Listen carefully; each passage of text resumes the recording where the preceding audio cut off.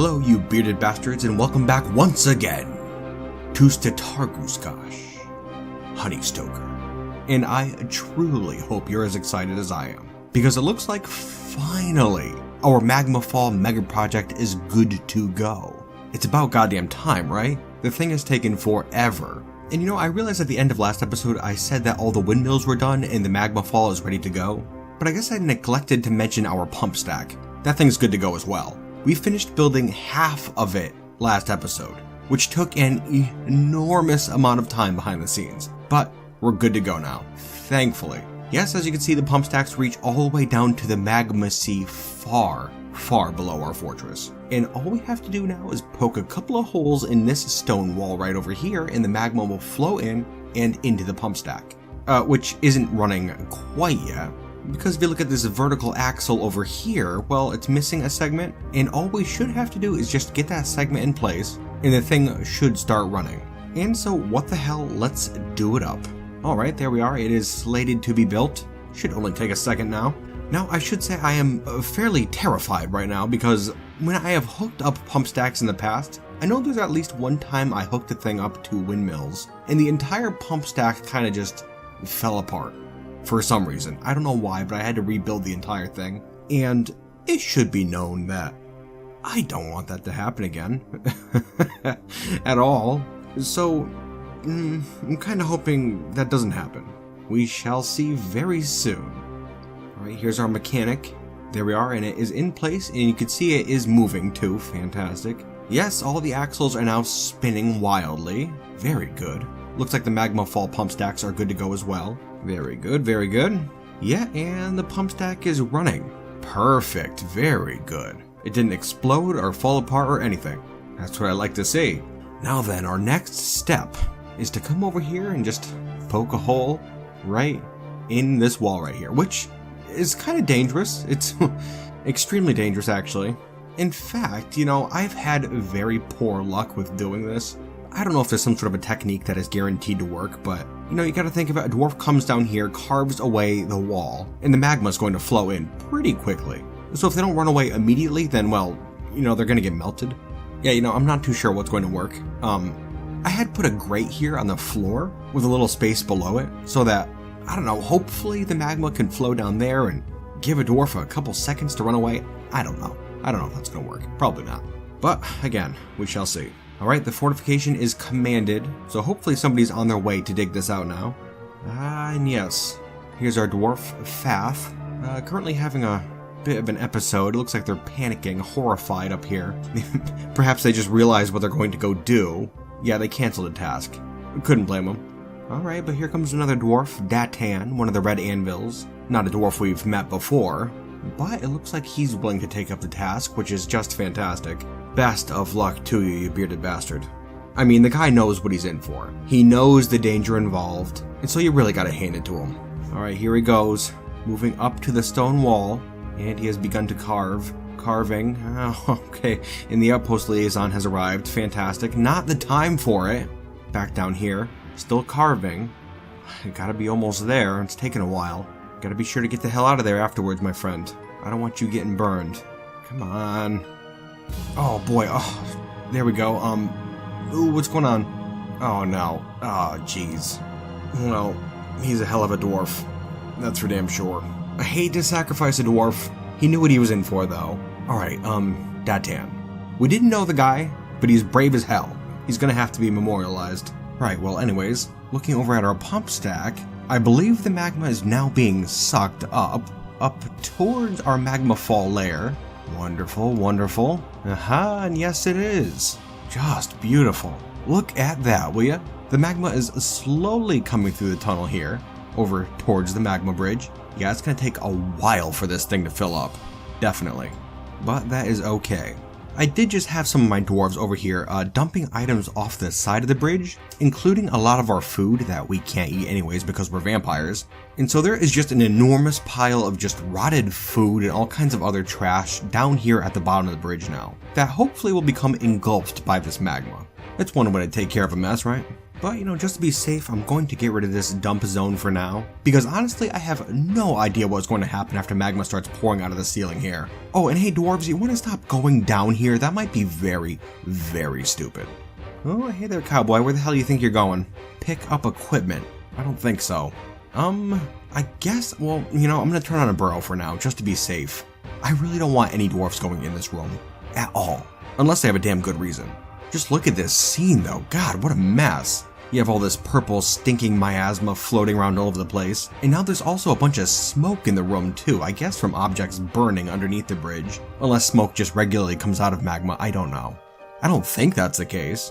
But once again, I suppose we'll see soon enough. Man, oh man, I gotta tell you, I'm so glad this thing is working out so far. Oh, this is cruel. I just forgot. Along with all this trash that we threw down here, we actually threw a bunch of cages with invaders, like goblins and stuff, that have been down in our mines for a while. Yeah, I figured doing a little bit of spring cleaning, so... yeah, they're down here too. They're currently being melted. Which I guess kind of sucks of us, but, whatever. Anyways, it's going to take a while for that magma bridge pool to fill up, and while it does, I suppose I'll show you our windmills. I only went over them quickly last episode. Wait up a goddamn second, what the hell happened here? Everything stopped moving. Why the hell would that be? Yeah, I have no blessed idea. For whatever the hell reason, it looks like this horizontal wooden axle here was destroyed? I don't know how or why. Doesn't really make a load of sense, but I suppose if we get it back in place, then the whole thing should start working again. A bit concerning. See, this is that funny stuff I'm talking about. Like when I had made pump stacks in the past and the whole thing was destroyed. That didn't make sense either. Not too sure what the issue is. But if this is the only problem that pops up, then I'll take it. Oh, hold up a damn second here. What the hell just happened? Up here in the meeting hall. The merchants are here currently, and we are trying to do some trading, but there was some combat just now. I really thought things were going to go down very quickly and very violently. And I mean, it was violent, but not too terribly bad, I guess. One of our vampires, one of the clockwork guard, was throwing a tantrum, and they punched one of our own dwarves. Then it looks like they just started throwing copper bolts all over the place. I know they don't have a crossbow equipped, so they must have just been throwing them like darts. And it looks like they made the very poor choice of throwing them at a mace dwarf and hammer dwarf, guards of the merchants. Oh man, what a dummy. Because then it looks like the guards turned and beat the ever-living hell out of this dwarf. Big time. Oh boy, yeah, extremely violent. Yeah, they beat our vampire so bad that they died. Well, I suppose that's what happens. This Arush character was in the middle of throwing a tantrum, and I was trying to get them down to our asylum, but it looks like we couldn't do it in time. I was sure that this would end up with the guard dwarves fighting our dwarves here in the meeting hall, and it would just be one big bloody mess. But it looks like the combat just stopped by itself, which is excellent. Whew, close call. And it even looks like they're still willing to trade, which is really something. Well, cool. Keep at it, dwarves. And try to get that corpse cleaned out of here, will ya? Alright, anyways, back up here on the surface at our windmill tower, it looks like that horizontal axle is back in place, and the whole contraption is once again whirring. Good. I don't know why that happened. And frankly, it's terrifying. Extremely terrifying. I hope it doesn't break worse than that. Just weird. Anyways, yes, the magma seems to be flowing once more. Fantastic. And it also looks like it's going to take quite some time for this area to fill up. And so what do you say, dwarves? How about we take this time to just kind of relax for a little bit? It is currently autumn anyways, just in time for the autumn festival, so I figure what the hell. We've been running around like a bunch of lunatics lately trying to get those windmills set up, and so yeah, that's what we're gonna do for now, just kinda relax, take it easy a bit. And I suppose in the meantime we could take a look at a couple other fortress situations. Nothing too crazy, but situations nonetheless. For one, over this way at our well, the dwarves have been reporting hearing some noises down there lately, which is a tad unusual. The rumor is spreading that a ghost now haunts the well. That's what most of the new migrants are saying anyways, although some of the more seasoned Honeystoker residents know better than that. Yes, if we have a look down at the bottom of the well, we can see Ak, the goblin. And although it is of little consequence to us, the poor bastard has now gone insane with melancholy. And I gotta say, I'm impressed. The guy has lasted more than 30 years down here without going insane, which is really a testament to his fortitude. But at this point, there's no coming back. A damn shame, I guess. I mean, I'm sure the dwarves don't care very much, but there's a bit more to this goblin than they know. Poor Snamas. And moving on from that, but still on the subject of mental illness here in the fortress, if you have a look here at the Boar Bloods roster, you'll notice that there are 2 available slots. Not something I'm very happy about, at all. The first of those 2 dwarves that we lost to insanity is Moldath Idzon, better known as Moldy. Yeah, the poor fellow was stricken by melancholy, and now he's going to waste away the rest of his days just kind of depressed. It's a damn shame. You know, I really had high hopes for this guy, straight from the start.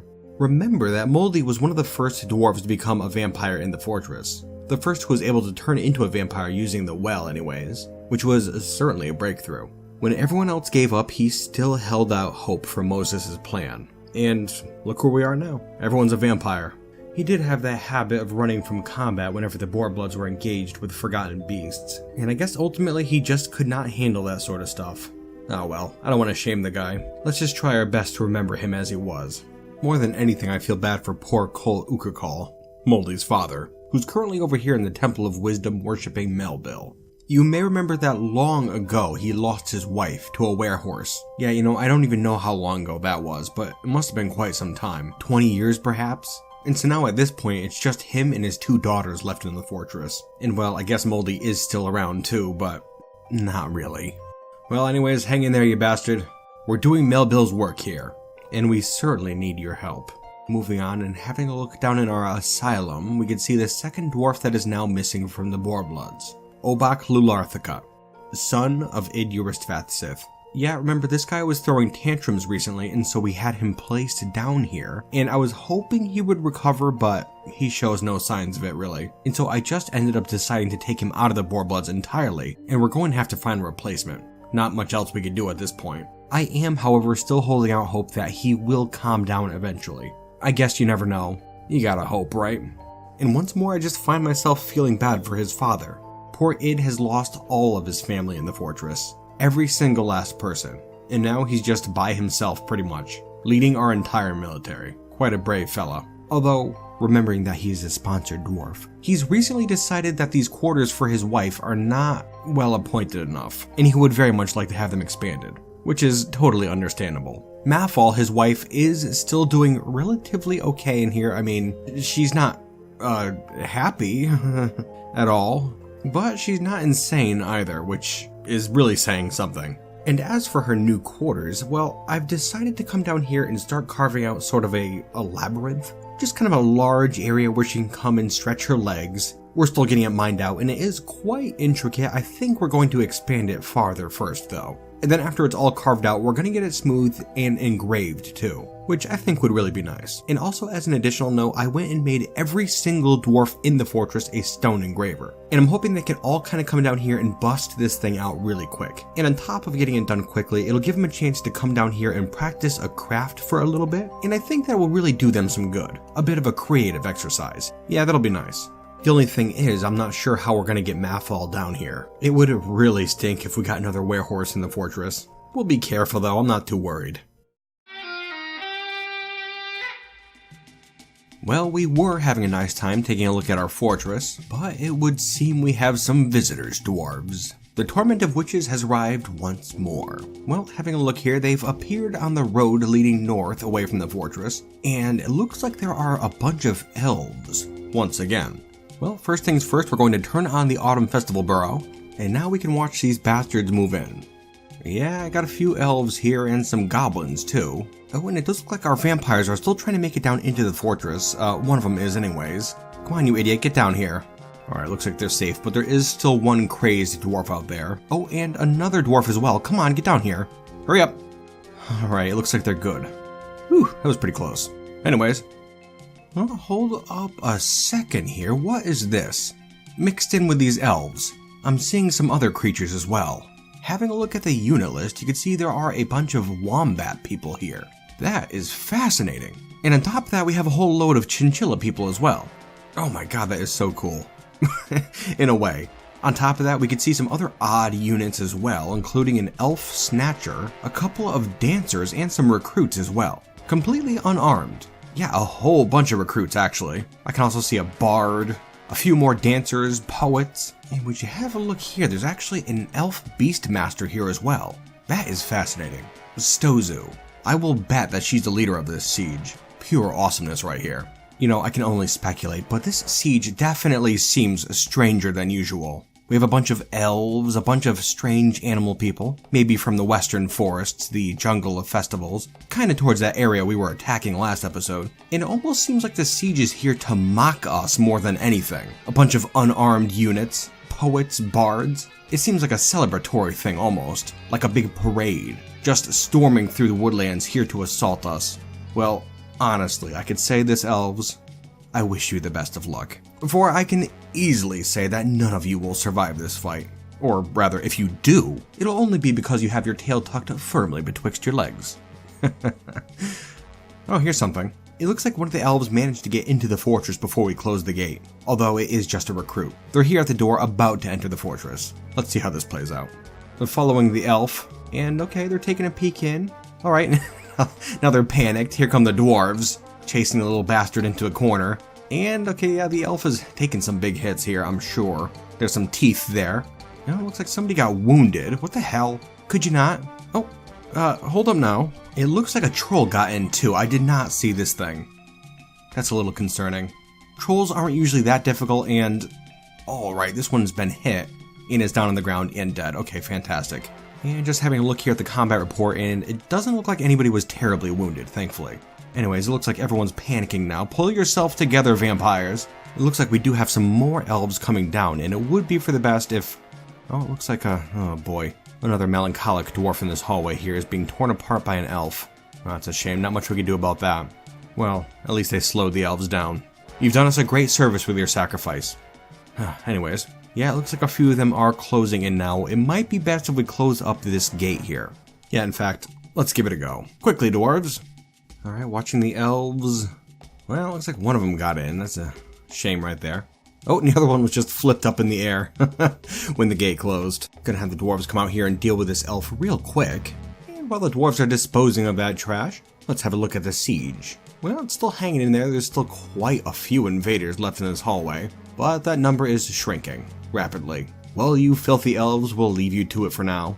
Again, best of luck. Huh. Looks like we have a new artifact here. I was just about to go pop down and take a look at that magma, but this looks to be a good one. Let's see. Fath Amalinad, one of the discs of gashing, has created Oberkashem Okoshnunur. He claims it as an heirloom in the name of the family ancestor Thigh-Cut Cleaned Paddle. Very cool. Let's have a look. Heroic Curious, the Sienna Crevice. Creative, and it's worth 31,000. This is a sleek cavefish leather face veil. All craftsmanship is of the highest quality. It is studded with iron, decorated with birch, and encircled with bands of cavefish leather, dog bone, cave spider silk, and sheep wool. This object menaces with spikes of quartzite and iron. Very interesting. Yet turned out there wasn't that much to it, but still, as I've said in the past, I do like a simple artifact sometimes. Very nice. Alright, anyways, magma. Been trying to get back down there for like half the episode now. Goddamn ridiculous.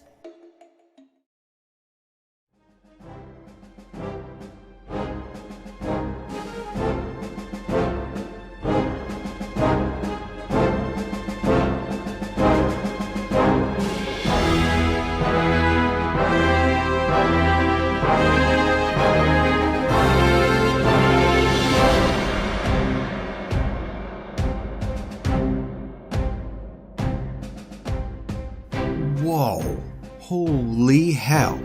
The monarch has arrived. Your ruler has arrived with a full entourage. You are now a mountain home. Would you take a look at this? Wow, that is goddamn amazing. We have done it. Statarguskosh is now the mountain home of the Scraped Chambers, and our king now lives here. Damn, that is wild. I did give those merchants a ton of offerings when they were here last autumn, and I have a feeling that's what did it. Our monarch had to be sure we are a wealthy fortress before joining up. It's sensible, certainly, although that might create a little bit of a problem. Anyways. Alright, and here it comes, moving in from the west. Just fantastic, and there does appear to be other dwarves following him as well. Excellent. Although that being said, it looks like our king and one of the other dwarves as well is a little upset already, which does not bode well. And I guess I will note as well that siege has left. Just so you know, we killed a whole lot of them, then they ended up taking off. thankfully. This could have been real bad otherwise. Anywho, yeah, this is super interesting. It looks like there are 3 of them. The king, the outpost liaison, and a fish test sector, who looks to be fully kitted out in really well-made warrior gear. Oh yeah, definitely, look at this. The thigh cut here is a legendary axe dwarf. That really is something right there. Just excellent. Yeah, wow. I guess I wasn't really ever planning on having our king here, whose name is Cog, by the way. Kruggsmash, Roofwad. And last I knew, he was stuck in Standard Worlds, the former dwarven capital, which is now overrun with goblins. So yeah, I'm not too sure how this guy managed to get out of there, but he did, and now he's here. Well, as we were discussing last episode, I believe the rumors of us being a vampire fortress are now widespread enough that he probably knows what he's getting himself into here. Back in the day when our fortress first started, well, vampires were a majorly taboo subject. But at this point, well, if the king of our entire empire has arrived here, then I think we can be fairly confident that we have his backing, right? I'd say so. Well, Cog, what do you say? You ready to take the plunge? Whenever you're ready, my friend, we will show you straight to our well. Now, before we let him get settled in and check on our magma, which I'm going to get to, trust me, let's take a quick look inside his mind. We can see already that he tries to focus on the practical side of the matter, which could explain why he's here. Life as a dwarf doesn't seem to be working, so why not join us? A extremely practical decision, my liege. Alright, if we look right down here, we can see that he was once part of the fortress Waterkeeper. And actually, he was expelled quite a number of years ago. 30 plus years anyways. And it was shortly after his expulsion from the fortress that he became king. I'm not too sure what happened in those intervening years, but this guy has really managed to make something of himself. Very shocking. Let's see, moving down a bit, we can see he is never moved by the emotions of others. Fair enough, impartial. He's also slow to anger and does not find most jokes humorous. Although that being said, he does enjoy the company of others and he is a friendly individual, and often acts with compassion. A complex dwarf.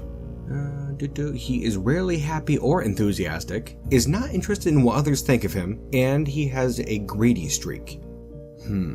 Not too sure what to make of this guy, but we will have to keep an eye on him. He's the king of our civilization, sure, and we will certainly bow to his will. But I'm really hoping that having him here is not going to disrupt our current flow. A tad worrying. We can see already that this guy demands a lot in terms of his own personal quarters. He needs a royal throne room, bedroom, dining room, and mausoleum, 10 chests, 5 cabinets, 5 weapon racks, and 5 armor stands. And I would like to get that sorted out quickly before he gets any angrier. It would be a damn shame if we had to send the king down to the asylum. Yikes. Yeah, let's not let that happen. Okay, anyways, do you think that's enough of the interruptions for now? I would love to finally get down here and take a look at our glorious magma bridge, which you can see is looking absolutely beautiful. Look at that, will you? Just wondrous. Gonna zoom in a bit here. You can see the space beneath the bridge is now completely loaded up with magma. We still have some smoke coming up out of it, which is unfortunate. Really hoping that dies down at some point. Having a look down underneath, you can see the magma is still being pumped in. And this canal that leads away and drains down into the caverns is full up with magma as well, which is actually a bit unfortunate. I had a couple floodgates in place so that we could drain magma out whenever the hell we wanted, but for whatever stupid reason I did not set these ones up with quartzite mechanisms, and so all the machinery that went into the things just broke, and the floodgates fell off. And so now magma is just freely draining out whenever the hell it wants, which I was afraid would really affect our magma fall project, but it does not look to have. Yes, if we have a look up above the magma bridge, you can see the 5 canals that feed magma to the magma fall are now loaded up, and each of them have 7 of 7 magma. So cool, right? And now really the only thing left to do is to pull the lever down in the caverns, which will open up these floodgates, which thankfully do have quartzite mechanisms, and the magma fall will begin. If someone could come down here and pull this lever, please, that would be just wonderful. And thank you so much. And now we watch. In just moments, magma will begin to pour out of the ceiling, and hopefully go down around the bridge and down into the magma surrounding the bridge. And the hope is that the pump stacks on the sides will continually funnel it up through the ceiling. We're still not in the clear yet. That side channel may screw things up. Oh, and there it goes. Ooh, boy, that is wonderful. A lot of smoke there.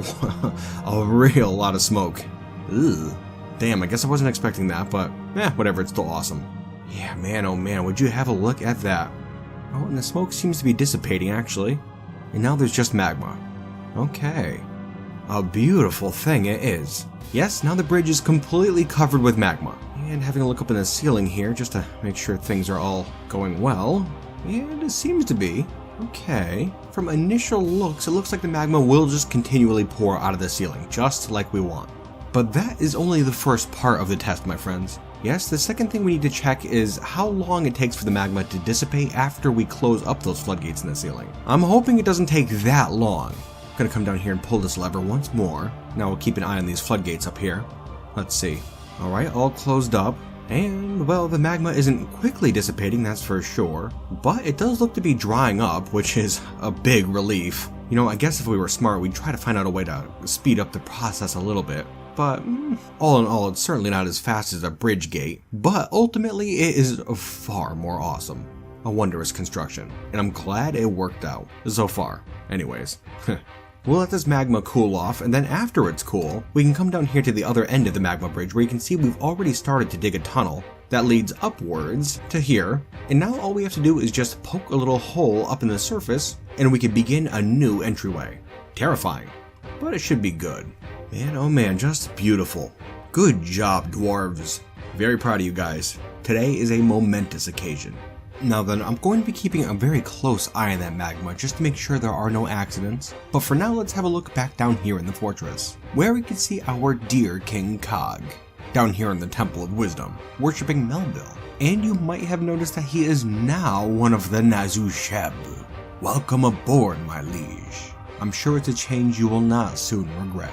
Just fantastic. I've been having to keep a very close eye on this guy as well, just because there have been a few tantrumy dwarves lately. Over the past couple years, there have been an increasing number of them, but it's never really been a big issue. No, we just end up throwing those bastards down here in the asylum. And it seems to do the trick most of the time. We have had a few recover eventually, but a lot of them still remain in here. It's my fear that at some point one of the tantrumy dwarves is going to haul off and deck our king, and badly injure or possibly kill him. Not something I would want to happen at all, of course, and so we're keeping on top of it. Our tantruming dwarf situation kinda died down for a little while, but it seems to be starting back up, which is disconcerting. Ah well, we still have plenty of room down the asylum.